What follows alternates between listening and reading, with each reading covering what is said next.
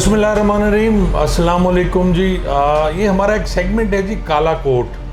तो उस पर मैंने जैसे पहले अर्ज़ किया था, पिछला हमारा इंटरव्यू था वो असद भट्ट साहब का था, जो हमने नैब कवानीन के बारे में किया। अच्छा जी, अभी ये दुआ ज़हरा केस बड़ा मशहूर हुआ।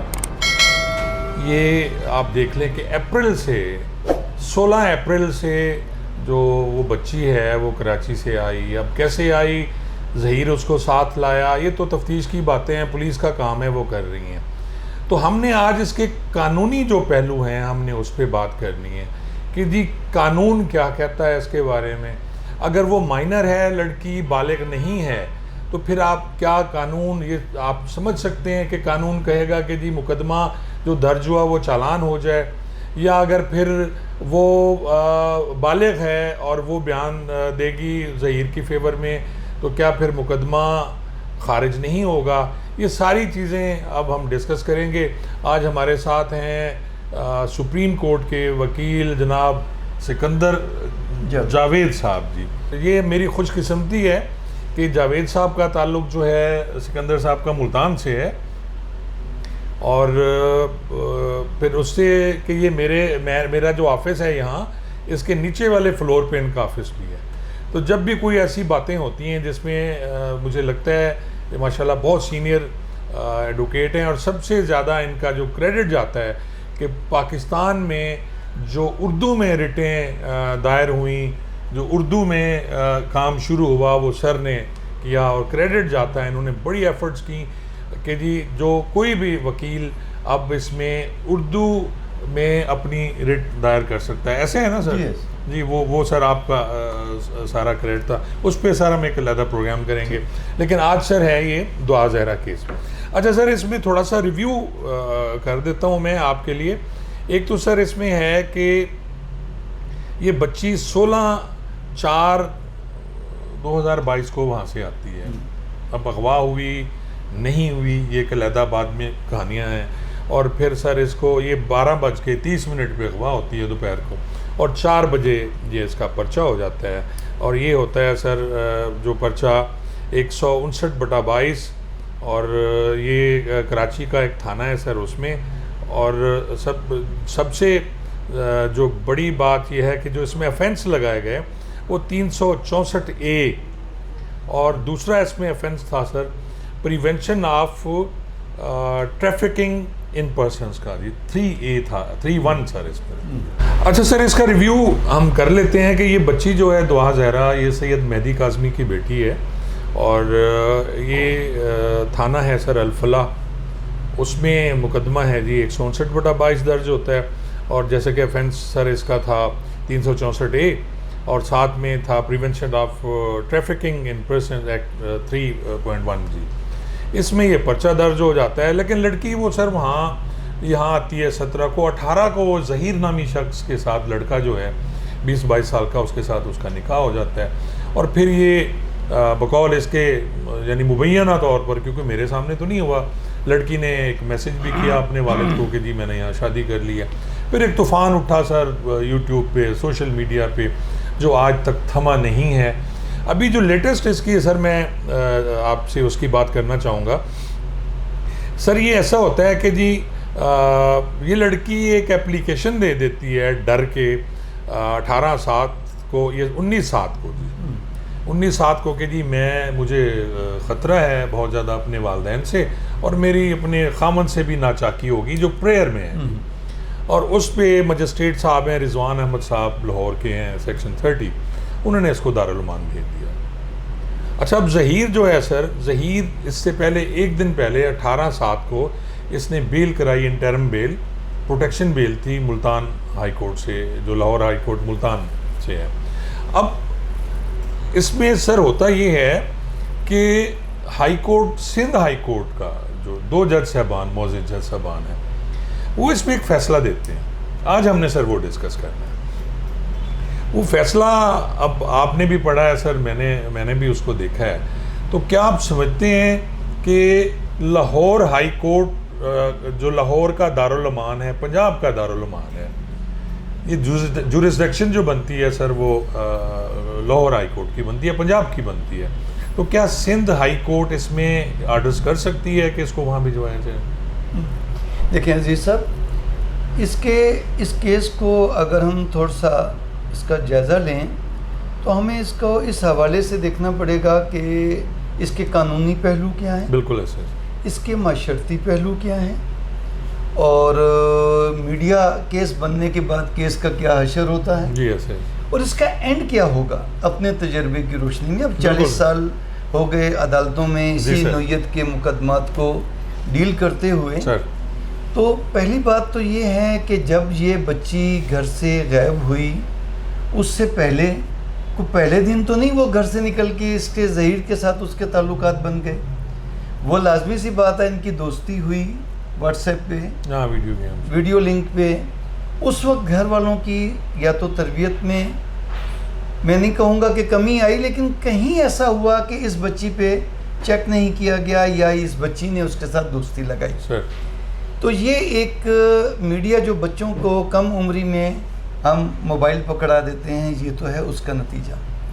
دوسری بات یہ کہ ابتدا سے ہی اس میں غلط بیانی کی گئی ہر فورم پہ۔ پہلی بات جو ایف آئی آر میں انہوں نے لکھا ہے تو خود ماں باپ لکھتے ہیں کہ 15 سال۔ تو جب 15 سال کی آپ اپر ایج کو اگر آپ ٹچ کریں گے تو پھر وہ قریب ہو جاتی ہے میڈیکل کی۔ جو پہلا میڈیکل ہوا اس میں وہ کہتے ہیں 16-17 سال، تو لڑکی قانون کے مطابق 16 سال کی بالغ ہو جاتی ہے، لڑکا 18 سال کا بالغ ہو جاتا ہے۔ لیکن قدرت جو نیچر ہے وہ بچی کو بعض اوقات 12-13 سال کی عمر میں بھی بالغ کر دیتی ہے جب اس کی بلوغت ہو جاتی ہے، اور مذہب بھی اس کی اجازت دیتا ہے۔ لیکن معاشرے میں جب قانون بنایا معاشرے میں تو اس میں لڑکی کی عمر 16 سال اور اس سے پہلے اس کا رول مائنر کا ہے۔ اب دوسرا اس میں آ گیا کہ اس کا معاشرتی پہلو کیا ہے۔ اس کیس کو تو میڈیا نے اتنا ٹاپ پہ لے گئے کیونکہ میڈیا کو ایسے کیسوں کی ضرورت ہوتی ہے۔ اس کے پیچھے جو سننے میں یہ بھی آتا ہے کہ کچھ مذہبی بھی پہلو ہے جو کوئی بھی جو ہے اس کو سٹاپ نہیں کرنا چاہتا۔ اس سے زیادہ ظلم ہو رہے ہیں اندرون سندھ میں اور اندرون پنجاب میں، بچیوں کے ساتھ، عورتوں کے ساتھ، لوگوں کے ساتھ۔ اس کو تو میڈیا اس رنگ میں نہیں اٹھاتا۔ ہمارے علاقے میں اندرون سندھ میں کالا کالی کیا بڑا مشہور، بہت، اور وہاں جنازہ اور ونگی، اور اس میں کس طریقے سے جو قرآن کے ساتھ بچیوں کی شادی کر دیتے ہیں ان کو جداد سے محروم کرنے کے لیے، اور جو ہے اور بھی بے شمار ایسی رسوم ہیں جس میں بچیاں اندرون سندھ کی اور اندرون پنجاب کی جو ہیں وہ متاثر۔ لیکن میڈیا کو کیونکہ یہ دلچسپ کیس ہے، ایک لوگوں نے اس کو، ہر دو فرقے کے لوگ اس کو اپنے اپنے تناظر میں دیکھ رہے ہیں، تو اس لیے میڈیا اس کو ختم نہیں ہونے دے رہا۔ سر اس میں پھر ایک اور بھی اسی کو ہم کر لیتے ہیں، میڈیا میں ایکچولی ہوتا یہ ہے سر کہ کچھ پیسے ملتے ہیں، اور آپ کے جب ویورز بڑھتے ہیں، لوگ زیادہ دیکھتے ہیں، اور پھر ہر آدمی یہاں یوٹیوبر ہے۔ اب ایک جو دھڑا ہے وہ کہتا ہے جی یہ صحیح ہوا ہے، دوسرا کہتا ہے غلط ہوا ہے، تو وہ دونوں اسی چکر میں آگ کو بجھنے نہیں دیتے، آگ نہیں بجھنے دیتے، وہ کوئی پیٹرول ڈال رہا ہے، کچھ لکڑیاں لا کے ڈال رہا ہے۔ بالکل ایسا ہی۔ تیسرا اس کا پہلو ہے کہ ایسے کیسوں کا اینڈ کیا ہوتا ہے۔ جس دعا زارہ کے لیے سارے اس کی ہمدردی کے غم میں مبتلا ہے نا، یہ سارے اس دعا زارہ کے یا مرنے کا اینڈ تک پہنچے گی یہ، یا اس کی ساری زندگی برباد ہو جائے گی۔ عزیز صاحب، یہ بچی جو قدم گھر سے باہر نکال لیتی ہے نا، اس کے لیے دو ہی حل ہوتے ہیں، یا وہ جس کے ساتھ گئی ہے وہ اس کو دل سے ایکسیپٹ کر کے ساری عمر اس کے ساتھ نبھائے، یا پھر اس بچی جب وہ واپس آتی ہے تو ماں باپ کو بھی اس کے ساتھ کوئی ہمدردی نہیں ہوتی، معاشرے کو بھی اس کے ساتھ ہمدردی نہیں ہوتی۔ مجھے بتائیے کہ اس بچی کو واپس لانے کے بعد اس کی کہیں نہ کہیں شادی کریں گے تو کوئی نہ کوئی ہمدردی میں تو کر لے گا، اس بچی کو کیا وہ بیوی کا سٹیٹس ملے گا؟ پوری زندگی ایک بات۔ دوسری بات شنید ہے کہ یہ بچی پریگننٹ ہے۔ اچھا، اس بچے کا جو پیٹ میں پال رہا ہے اس کا سٹیٹس کیا ہوگا؟ اس کو ضائع کیا جائے گا؟ اسقاط حمل کا کیس کس پہ ہوگا؟ اور وہ بچہ پیدا ہو گیا تو اس کی ولدیت کس کی ہوگی؟ اگر یہ نکاح غلط ہے تو کیا یہ بچہ جائز ہوگا یا ناجائز ہوگا؟ اس بچے کا کیا قصور ہے جو ساری عمر حرام کا کہلائے گا، ناجائز بچہ کہلائے گا؟ بالکل ایسا ہی ہے۔ تیسری صورت یہ ہے کہ ایسے کیسوں میں جو میں نے دیکھا ہے والدین کو سمجھایا بھی کہ جو بچی نکل گئی ہے آپ نے کہیں تو شادی کرنی تھی، یا اب بھی اس کو لا کے اپنے ساری عمر تو نہیں بوڑھا کرنا گھر بٹھا کے، کہیں نہ کہیں کرنی ہے نا. تو اگر یہاں ہو گئی تو اس کو داماد ایکسیپٹ کر لیا جائے، لیکن ایسا کون کرے گا؟ نہیں، مشکل ہی ہے سر. کون کرے گا؟ نہ کوئی کرنے دے گا نہ کوئی کرے گا. تو یہ حق اس کو نہیں ملا. ماں باپ نے اور پہلی میڈیکل رپورٹ نے، پھر میڈیا کی وجہ سے اب دیکھیں عدالتیں بھی ڈسپیوٹیڈ ہو گئیں، میڈیکل کا پروفیشن بھی ڈسپیوٹیڈ ہو گیا. جو پہلے ڈاکٹرز نے 16-17 سال عمر دی تھی، جی سر، وہ بھی تو ڈاکٹر تھے، کمپیٹنٹ تھے. اور اب جو میڈیکل رپورٹ آئی ہے وہ بھی لطیفہ ہے کہ اس کی بظاہری حالت کے مطابق اس کی عمر 14-15 سال ہے. جی بظاہری 15 سے 16 سال، 15 سے 16 سال ہے، اور دانتوں کی اس کی معائنے سے 13 سے 15 سال ہے، اور ہڈیوں کی رپورٹ کے مطابق 16 سے 17 سال. اور فائنل اوپینین دے رہے ہیں جی تو مجھے یہ 15 سے بتائیے 16. قانون کا یہ مسلمہ اصول ہے کہ جو پوائنٹ ایکیوز پارٹی کو یا ایگریو پارٹی کو فیور کرتا ہو وہ تسلیم کیا جائے گا. تو میکسیمم ایج جو 16 سال کہہ رہی ہے میڈیکل، تو ملزم کو بھی وہ فیور کرے گا، اور بچی بھی وہ کلیم کر رہی ہے تو بچی کو کلیم وہ فیور کرے گا، دوسری سائڈ پروسیکیوشن کو نہیں کرے گا. نمبر 1. نمبر 2 بات یہ ہے کہ اغوا یہ آیا کہاں سے؟ اگر چلیں اغوا ہو گیا لیکن ہوا تو مائنر ہے، بھلے ہم for the sake of argument مان لیتے ہیں کہ وہ بچی مائنر ہے، تو بیان تو اس کا ہوگا نا. تو کیا اس کے بیہاف پہ والد صاحب کا بیان مانا جائے گا کہ یہ جو مائنر بیان دینا چاہتا ہے یہ بیان نہیں دے سکتا، اس کی بجائے اس کا والد بیان دے گا، یا والدہ دے گی، یا بھائی دے گا؟ نہیں نا، ابڈکٹیو وہ ہے. تو وہ چاہے بچہ ہو چاہے بڑا ہو تو بیان تو اسی کا ہوگا. بچے کا عدالت میں بیان نہیں ہوگا. بالکل ہوتا ہے سر، مائنر کا ہوتا ہے، مائنر کا ہوتا ہے، مانا جاتا ہے. وہ مائنر کہتا ہے کہ میں اغوا نہیں ہوا. تو مجھے بتائیں وہ دنیا کی کون سی عدالت ہے جو اس کے باوجود ورڈکٹ دے نہیں تو اغوا ہوئی ہے، نہیں بھئی تم اغوا ہوئے ہو؟ نہیں. کیسے وہ اب کہہ رہی ہے تو اس پہ پرچہ کیسے ہو سکتا ہے؟ زیادہ سے زیادہ یہ ہوا تھا نا کہ اس کو اب اگلی بات آج لے لیں. عدالت کو جو میڈیکل کا آرڈر کرتی ہے، ورڈکٹ کون دیتا ہے؟ عدالت. جی بالکل، میڈیکل بورڈ کا ورڈکٹ تو نہیں. تو تمام حالات کی روشنی میں، اس بچی کے بیان کی روشنی میں، اس کے میڈیکل کی روشنی میں، اس کے پھر شناختی کارڈ، اسکول لیونگ سرٹیفکیٹس، ان تمام کو دیکھ کے ٹرائل کورٹ یہ ورڈکٹ دیتی ہے کہ یہ بچی مائنر ہے یا نہیں ہے. ابھی تک وہ تو ایکسرسائز ہوئی نہیں، ابھی تو کیس ٹرائل نہیں. ڈیورنگ انویسٹیگیشن بھی تو عمر کا تعین کروایا جاتا ہے نا، پولیس نے کروانا تھا. یہ بھی تو ایک دفعہ والدین نے کرایا. ہاں، پہلی دفعہ پولیس نے کرایا تھا، پھر والدین نے کرایا. پہلا بھی کورٹ کے حکم پہ ہوا تھا، کورٹ کے آرڈر سے ہوا. میں یہ کہہ رہا ہوں میڈیکل ہوا ہے، عدالت سے تعین نہیں کرایا. کیا دوران تفتیش عدالت سے تعین نہیں کرایا جا سکتا تھی اس عمر کی؟ اس کی تو بھی تفتیش بھی اس بچے کی پوائنٹ آف ویو سے ایک اپلیکیشن دے کے علاقہ مجسٹریٹ کر تعین کیا جائے. 15 دن میں ٹرائل کورٹ کو انٹرم چلان دیا جا سکتا ہے. لیکن اس کو تماشا بنایا جا رہا ہے تاکہ بچیوں میں خوف دلایا جائے، تربیت پہ توجہ نہ دی جائے. اس کا اینڈ رزلٹ کیا ہوگا؟ یا یہ بچی مرڈر ہو جائے گی، یا یہ ساری بچی جو ہے تانے سنے گی اور اس کی زندگی پر طلاق کروائیں گے نا جی، یا تکذیب نکاح کرائیں گے جی. ایسا کیونکہ نکاح تو نہیں، طلاق کا تو دھبا لگ گیا نا، چاہے تکذیب نکاح ہو یا تنسیخ نکاح ہو. اور پھر اس کے بعد اس بچے کی جو پریگننسی ہے وہ کیسے ضائع ہوگی، یا اس بچے کا کیا جو ہے وہ نتیجہ نکلے گا. اور اب ہم آتے ہیں ہائی کورٹ کے 21/7/22 کے آرڈر کو. دیکھیے بے شمار کیسز میں high court, Lahore high court میں ہیبیس پٹیشن دائر ہوتی، یہ بھی ہیبیس پٹیشن دائر ہوئی تھی. اور تو وہ کہتے ہیں کہ بھائی جہاں سے ڈیٹینیو کو برآمد کرانا ہے نا وہ ہے کراچی کی سندھ ہائی کورٹ کی حدود میں. تو پنجاب ہائی کورٹ کی حدود سندھ ہائی کورٹ کے بیلف نہیں بھیج سکتی، آپ جائیں اور سندھ ہائی کورٹ سے رجوع کریں. تو وہ اگر پنجاب دارالامان کی حدود میں وہ کسٹڈی میں ہے تو پنجاب کی ہائی کورٹ اس کے بارے میں فیصلہ کر سکتی ہے نا. تو یہ ہیبیس پٹیشن یا جو بھی اس کو ٹرانسفر کرنے کی جو پٹیشن ہے یہ لاہور ہائی کورٹ میں ہونی چاہیے تھی. کیوں کہ دارالامان جس کی کسٹڈی میں اس وقت وہ دعا زہرہ ہے وہ پنجاب کی ٹیریٹری ہے. تو پنجاب ہائی کورٹ کو یہ اختیار ہے کہ کیا, کیونکہ پنجاب ہائی کورٹ نے یہ ڈیسیژن دینا ہے کہ کیا اس کو یہاں سے ٹرانسفر کیا جا سکتا ہے یا نہیں. اب ٹرانسفر کرانے میں سب سے اہم پوائنٹ کیا ہے؟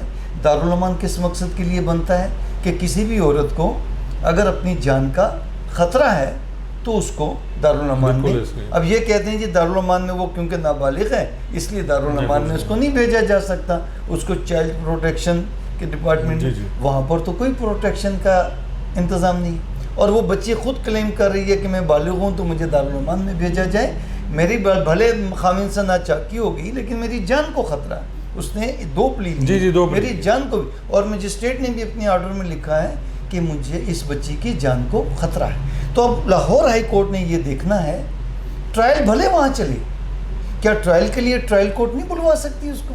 بالکل بلا سکتی. اور for the purpose of investigation, آپ تو ماشاءاللہ پولیس ڈپارٹمنٹ کی آئی, کیا انویسٹیگیشن انہوں نے وہاں بیٹھ کے کرنی ہے؟ یہاں کے کریں گے, جہاں ایویڈنس ملنی ہے انہوں نے وہاں جانی ہے. انویسٹیگیشن آفیسر کے لیے, کلیکشن آف ایویڈنس کے لیے وہ ہر جگہ جا سکتا ہے. تو وہ یہاں آ کے اس کا بیان ہی لکھنا ہے نا انویسٹیگیشن میں, اور کیا کرنا ہے, بالکل ایسا ہی, کوئی راکٹ سائنس تو نہیں کرنی نا, اس بچی کا بیان لکھنا ہے, اور جو میڈیکل وغیرہ ہو رہے ہیں وہ تو سب اس کے پاس ہیں. تو اس کو یہاں سے شفٹ کرنا قانونی بھی مناسب نہ ہے, اور عدالتوں کا جو پہلے ورڈکٹ آیا اس کے مطابق بھی اس کی عمر کا ٹرائل چلے گا. ٹرائل میں جب اس کی ضرورت ہوگی تو ٹرائل کورٹ اس کو کسٹڈی میں یا حفاظت میں وہاں بلا لیں. سر اس کے 2 گواہ, ایک نکاح خواں حافظ غلام مصطفیٰ اور اصغر علی 2, یہ وہاں اریسٹ ہیں سر اس مقدمے میں. ادھر ہی اگر دیکھیں نا, اگر مقدمہ لڑکی بیان دے رہی ہے مجھے اغوا کسی نے کیا, پھر بھی وہ اریسٹ ہیں. اور 7/7/22 کو آنریبل جو ایڈیشنل سیشن جج صاحب ہیں انہوں نے اس کی بلیں ریجیکٹ کر دی ہیں اس گراؤنڈ پہ کہ جو 364 نان بیلیبل ہے, اس لیے میں ریجیکٹ کر رہا ہوں. تو کیا سمجھتے ہیں کہ آپ صحیح ہے فیصلہ؟ عزیز صاحب, قانونی نقطہ تو آپ بھی سمجھتے ہیں, میں بھی. مجھے بتائیں کہ جب تک کوئی نکاح نامہ فیملی کورٹ اس کی ویلیڈیٹی کو ختم نہ کرے اس وقت تک تو نکاح نامہ رہتا ہے. بالکل رہتا ہے. تو وہ نکاح خواہ ملزم کیسے بن گیا؟ جب تک یہ ورڈکٹ کسی فیملی کورٹ کا نہ آ جائے تکذیب نکاح میں یا تنسیخ نکاح میں کہ جی یہ نکاح نامہ غلط ہے, غیر قانونی ہے, بالکل صحیح ہے, اس وقت تک اس نکاح, ابھی تک تو کسی نے ورڈکٹ نہیں دیا, تو وہ نکاح خواہ تو اس میڈیا کی وجہ سے, اس میڈیا کے اس کی وجہ سے وہ, اور یہ سارے جو ہیں اس میڈیا کی رحم و کرم پہ ہے نا. ایکچولی میڈیا ٹرائل زیادہ ہو رہا ہے اور باقی جو لیگل پوائنٹس ہیں. اچھا سر, اس میں ایک اور بھی ہے, اب ظہیر نے بیل کرائی, جیسے میں نے عرض کیا آپ کو 18/7/22 کو ملتان ہائی کورٹ سے, اور وہاں جا کے اس نے انٹرم کرائی متعلقہ سیشن کورٹ سے کراچی میں. تو کیا آپ سمجھتے ہیں کہ یہ بیل اس کی ریجیکٹ ہو جانی چاہیے, جبکہ لڑکی کا بیان بھی ہے, اور لڑکی یہ جا کے بھی وہاں بیان دے دیتی ہے کہ مجھے کسی نے اغوا نہیں کیا؟ دیکھیے جو حالات و واقعات ہیں نا, جو قانون کا ایک سب سے بڑا جو اصول ہے نا وہ ہے کیس آف فردر انکوائری, اور اس کے بعد آتا ہے بینیفٹ آف ڈاؤٹ. اب مجھے بتائیے کہ اس کیس میں سوائے کیس آف فردر انکوائری کے اور تو کوئی پوائنٹ ہے؟ بینیفٹ ڈاؤٹ تو اس کو جا رہا ہے, پروسیکیوشن کا تو ایک ہی پوائنٹ ہے جی, FIR ہیز بین لodged, اور نومینیٹڈ بھی نہیں ہے, نومینیٹڈ نہیں ہے, 3 لائنوں کی FIR ہے, اور وہ بچی خود اپنی مرضی سے آئی. تو اس میں تو سوائے کیس آف فردر انکوائری کے پروسیکیوشن کے پاس اور ہے کیا؟ اور نمبر 2, جب تک کسی کے خلاف, آپ تو پولیس میں رہے ہیں, میں آپ کی کورٹ میں گیند پھینک رہا ہوں, جب تک کسی ملزم کے خلاف کوئی credible, not only evidence, credible evidence نہ آئے اس وقت تک کیا پولیس اس کو گرفتار کر سکتی ہے؟ کریڈیبل تو اس میں کہیں نہیں ہے سر. دیکھیں نہ اغوا اسے کر کے لے آنے کی ہے, وہ بیان کر رہی ہے میں نہیں, لیکن وہ کیونکہ سندھ کی پولیس ہے, نہیں بنتی, سندھ کی پولیس ہے, میڈیا کا کیس ہے, تو جب میڈیا پہ کیس آ جائے تو پولیس تو کہتی ہے کہ پروسیکیوشن کو ہی فیور. اس میں صرف ایک بنتا ہے جو وہ 3 اور 4 ہے نا سر, سندھ چائلڈ میرج والوں کا 2018 کا ایکٹ, اس کا یہ کہتے ہیں جی 3 ہے, کیونکہ اس میں بھی سزا انہوں نے شاید 3 سال سے زیادہ رکھی ہوئی ہے, اور پنجاب میں تو میرے خیال میں 6 مہینے سزا ہے. میں اپنے آپ سے وہی اپنی پہلی ایک بات کا کہوں گا کہ جب تک نکاح کوئی کمپیٹنٹ کورٹ اسے ڈکلیئر نہ کر دے, اسی طرح جب تک اس کو بچہ ڈکلیئر نہ کر دے کوئی کمپیٹنٹ کورٹ, میڈیکل بورڈ نہیں. کوئی کمپیٹنٹ کورٹ جب تک اس کو بچہ ڈکلیئر نہ کر دے تو اس وقت تک یہ ٹریفکنگ کا سیکشن لگ سکتا ہے. یعنی ہائی کورٹ کوئی اتھارٹی نہیں ہے, جو بیسکلی جو ٹرائل کورٹ ہے وہ اتھارٹی ہے, اس کو اتھارٹی ہے. یہ علاقہ مجسٹریٹ ڈیورنگ انویسٹیگیشن یا ٹرائل سے چلان جانے کے بعد ٹرائل کورٹ وہ کرے گی. ہائی کورٹ بھی ڈائریکشن دیتی ہے اپنی کورٹ کو, کیونکہ بیسکلی ہائی کورٹ جو ہے وہ کانسٹیٹیوشنل کورٹ ہے, اور اسی طرح سپریم کورٹ بھی کانسٹیٹیوشنل کورٹ ہے. وہ دیکھتے ہیں کہ نیچے کہاں کہاں غلطیاں ہوئیں اور انہوں نے ان کو درست کرنا ہوتا ہے, انہوں نے بیٹھ کے فیصلے نہیں کرتے. اب دیکھیں نا, میں اسی پرنسپل کو ابھی جو تھوڑی دیر پہلے ہم نے ایک بات کی کہ اس لڑکے کو ظہیر کو جانا پڑ رہا ہے نا سندھ ہائی کورٹ سے بیل کرانا. کیوں کہ ایف آئی آر وہاں درج ہوئی, جورسڈکشن تھانہ وہاں ہے, ایو وہاں کا ہے. تو اسی طرح پھر دارالامان جب یہاں کا ہے پنجاب کا, تو اس کے بارے میں سندھ ہائی کورٹ کیسے انٹرفیئرنس کر سکتی ہے. اور ایک اور آپ کو بات بتاؤں, اس میں لڑکے کے پاس ایک یہ پوائنٹ ہے, سندھ ہائی کورٹ جانے کی بجائے وہ ڈائریکٹ سپریم کورٹ جا سکتا ہے. جی بالکل, کہ مجھے وہاں جان کا خطرہ ہے, جیسے بچی کہتی ہے کہ مجھے وہاں جان کا خطرہ ہے, میں وہاں نہیں جا سکتا, تو ہائی کورٹ خود بھی انٹرٹین کر سکتی ہے, اور high court Punjab high court کو بھی ڈائریکشن دے سکتی ہے کہ اس کا بیل کا میٹر. یہ ایسے کیسز بھی تحاشا ہوئے, میری سروس میں بھی کئی کیسز آئے, اور لڑکیاں واپس بھی گئیں, لڑکیاں اپنے خاوندوں کے ساتھ رہ بھی گئیں, لیکن کیونکہ اس کو سوشل میڈیا نے ایک پورا وہ کر دیا, اور ہر آدمی بات کر رہا ہے, باپ کی تصویر لگی ہوئی ہے, بیٹی کی تصویر لگی ہوئی ہے, تو میرے خیال میں یہ چیزیں مناسب نہیں ہیں معاشرتی طور پہ بھی. اور سر بہت بہت شکریہ آپ کا سر, آپ نے اپنا قیمتی وقت دیا. تو خواتین حضرات دیکھیے, یہ جو کیس تھا دعا زہرا کیس, ہم نے اس کو پورا ڈسکس کیا, جناب سکندر جاوید صاحب نے اپنی ماہرانہ رائے دی. ہمارا اس سے قطعاً یہ نہیں ہے کہ دعا زہرا کیوں آئی اور ظہیر نے کیوں شادی کی, نہ ہی ہم ان یوٹیوبرز کی طرح بات کریں گے کہ کون کیا غلط کر رہا ہے. ایک لیگل اس کے جو اسپیکٹس ہیں, جو لیگل اس کے پہلو ہیں, ہم اس پہ ڈسکس ہم نے کیا, اور اس پہ ہم نے بتایا کہ جی جو سندھ ہائی کورٹ کا فیصلہ ہے وہ مناسب نہیں ہے, انہیں چاہیے تھا یہ رٹ یہاں کرتے, کیونکہ دارالامان جو ہے وہ پنجاب میں ہے, اور اس کی جورسڈکشن لاہور ہائی کورٹ بنتی ہے, پنجاب کا جو ہائی کورٹ ہے اس میں بنتی ہے. سندھ ہائی کورٹ دارالامان یہاں کے اور یہاں کے مجسٹریٹ کو آرڈر نہیں کر سکتا. تو یہ تھا جی آج کا کالے کوٹ میں ہمارا دعا زہرا پروگرام. انشاءاللہ سر سکندر جاوید صاحب کو پھر بھی تکلیف دیں گے, اور ڈیفرنٹ ٹاپکس ہیں اس پہ ہم ڈسکس کریں گے. اللہ تعالیٰ آپ کو سلامت رکھے. Thank you so much.